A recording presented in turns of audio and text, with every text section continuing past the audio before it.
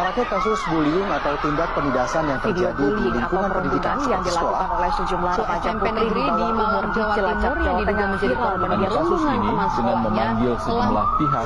Bullying merupakan ekspresi menyimpang pada anak dalam upaya pencarian jati diri, peran pendidikan di keluarga dan sekolah sangat diperlukan sebagai penyeimbang.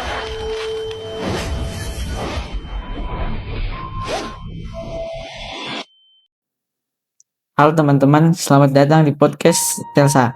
Podcast yang ngobrolin realita di dunia pendidikan, jujur, dekat, dan relevan.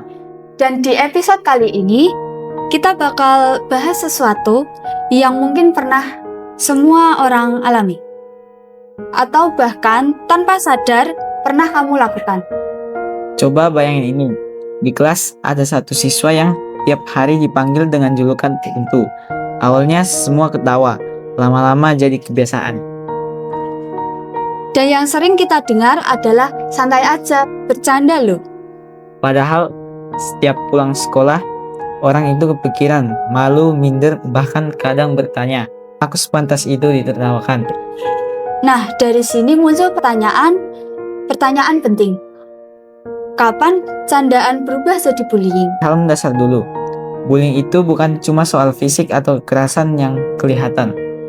Secara umum, bullying punya 3 ciri umum. Dilakukan berulang, ada niat atau dampak menyakiti, ada ketimpangan kekuatan entah fisik, mental, atau jumlah. Sedangkan candaan yang sehat itu 2 arah, ada persetujuan dan kalau berhenti ya berhenti. Kalau satu pihak merasa terpaksa ketawa biar nggak dibilang baper, itu tanda bahaya. Karena perasaan korban itu valid, meskipun niat pelaku katanya cuma bercanda. Candaan boleh, tapi merendahkan, mempermalukan, dan mengulangi luka itu bukan candaan. Jenis yang paling sering terjadi dan paling sering dianggap sepele. Contohnya, mengejek fisik, menyindir nilai pelajaran, mengomentari keluarga atau latar belakang ekonomi. Kalimatnya mungkin pendek, tapi efeknya panjang. Mulai dari dorong, pukul, dijambak, sampai iseng yang kebablasan. Dan sering dibungkus dengan kalimat, kan cuma main-main. Ini lebih halus, tapi dampaknya dalam. Dikucilkan, diabaikan, atau dijadikan bahan gosip. Dan merasa tidak dianggap. Bullying. Ini bentuk bullying modern lewat chat, komentar, meme, atau akun anonim. Masalahnya, cyberbullying itu bisa terjadi 24 jam. Jejaknya sulit hilang dan sering tanpa tatap muka. Satu komentar bisa dilihat ratusan orang, dan lukanya bisa berkali-kali lipat. Contoh nyata yang sering kita lihat, ada siswa yang selalu dijadikan bahan candaan saat presentasi. Atau nilai ulangan diumumkan sambil ditertawakan. Ada juga yang fotonya dijadikan meme di grup kelas. Dan ironisnya, banyak yang ikut tertawa karena takut jadi target berikutnya. Tuh sering bertahan. Bukan karena semua setuju, tapi karena semua diam.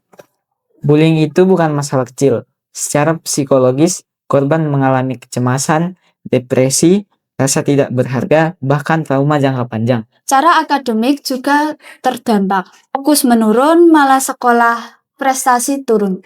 Hal yang paling menyedihkan, bahkan korban merasa sendirian karena takut dianggap lemah. Buat kamu yang sering bercanda, coba berhenti sejenak dan tanya, kalau aku di posisi dia, aku bakal merasa aman gak?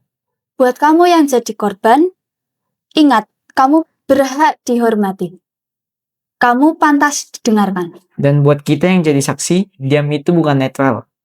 Satu dukungan kecil bisa jadi penyelamat besar. Karena sekolah harusnya jadi tempat belajar dan tumbuh. Bukan tempat luka yang disembunyikan. Terima kasih sudah mendengarkan podcast kami. Sampai jumpa di episode berikutnya.